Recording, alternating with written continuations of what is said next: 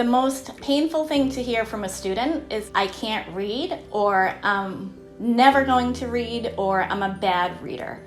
And that is what you'll see when students don't have the right tools to figure out how to break down the code of our language. The minute they realize that they can read based on evidence-based instruction, they are all in.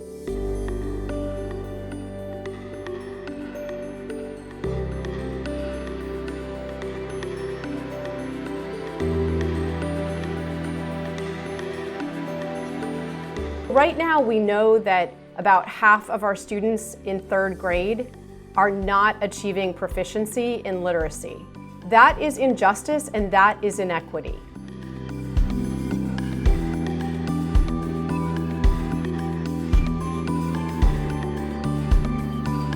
Fundamentally, what we're asking folks to do is make decisions about what they do in instruction based on the best available evidence that we have for what should increase the likelihood that your students will learn the skills that they need to succeed in school. If we are going to eliminate racial injustice and inequities in our country, we need to use education as one lever to do that. And within education, we need to make sure that we're teaching students how to read using evidence-based practices that will give them access to literacy.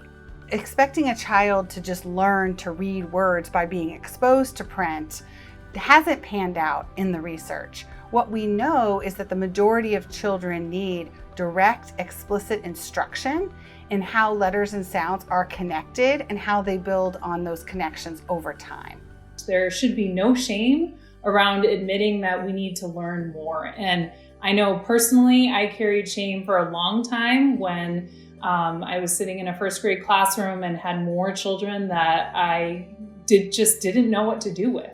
And it makes you feel that, or at least it has made me and other colleagues that I've talked to, that there's something wrong with us. And we have to reflect and look deeply on our practice. The proof is really when I see it applied, see the results in the classroom. When a student maybe is called on to answer a comprehension question or to read aloud, or the student receives a spelling quiz back and their score is much better than they've ever had before. So that's very rewarding. When I have a struggling reader, which is the population I'm working with right now, when they break through a struggle, it's the best thing that I ever experienced. Because not only are you proud of them, but you see them actually grow. You see the confidence in them, they sit up straighter, you see the biggest and brightest smile on their faces, and when they say to you, I can do it. I didn't need your help, I figured it out.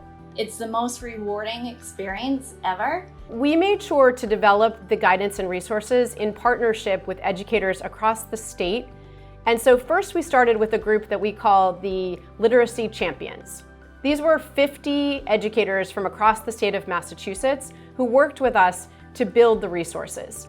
Second, we worked with a group of people we called our research advisors. So this combination of educators and researchers from across the state, indeed from across the nation and world in some cases, contributed to producing the Mass Literacy Initiative, which is this treasure trove of information, resources, research that we hope educators across the state will refer to and use to develop and build their practice.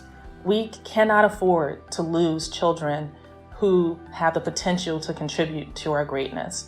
And so we owe it to them. We owe it to them to ensure that we are doing the very best that we can to set them up for the success that we need. And I am unwilling to allow any child to not participate in that journey simply because we didn't want to.